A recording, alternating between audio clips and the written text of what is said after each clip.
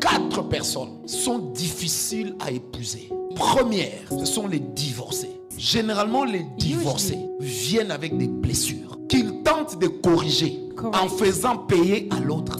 Ils développent des attitudes en oubliant que ce n'est pas l'autre qui avait causé ces blessures. Deuxième type de personnes difficiles avec qui se marier, ce sont les veuves et les veufs. Des fois, vous savez pourquoi ça ne marche pas? Parce qu'ils ont tendance à te comparer à son conjoint mort. Mais meurs vite comme ça en t'enterre avec lui. C'est pourquoi quand il faut vous marier avec une personne divorcée, quand il faut vous marier avec une personne qui connaît le veuvage, je ne mets pas l'eau dans ma bouche. Prenez le temps de bien prier et de vous poser, surtout s'il y a des enfants, posez-vous la question et à Dieu, est-ce que je saurais supporter ça? Parce que le mariage, c'est pas que le sexe. Ah non. Troisième type de personnes difficiles avec qui se marier, ce sont les gens qui ont connu beaucoup de fiançailles. Parce qu'une personne qui a connu trop de fiançailles, ça prouve qu'elle était déjà à la recherche de la perfection. Mais si tu tombes sur une femme parfaite, c'est que quelqu'un d'autre l'a rendue parfaite. Ah, tu risques d'acheter une voiture d'occasion. Tu veux un homme parfait, mais qui l'a perfectionné? C'est pas toi. Sœur, même si l'âge avance, toi quand on te fait la cour, il faut suivre mes conseils. Dis à la personne assieds-toi.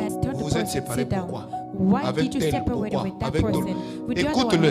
Mais après, fais tout pour écouter aussi l'autre ou quelqu'un de son milieu. Parce que la Bible dit, si tu écoutes quelqu'un, tu lui donneras raison. Jusqu'à ce que tu aies écouté l'autre.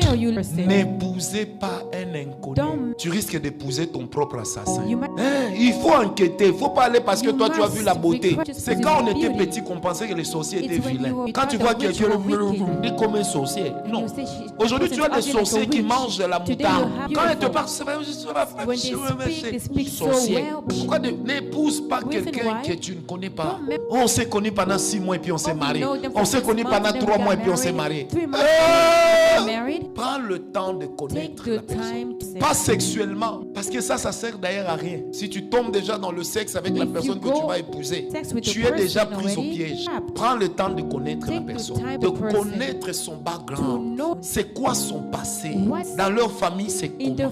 Quatrième type de personnes difficiles avec qui se marier, ce sont les personnes non guéries de leur passé. Des gens qui en veulent encore à leurs frères, à leurs soeurs, pour une chose qui s'est passée quand ils étaient petits. Frère, quelqu'un qui déteste son frère et sa soeur avec qui ils sont grandis, c'est toi qui vas aimer.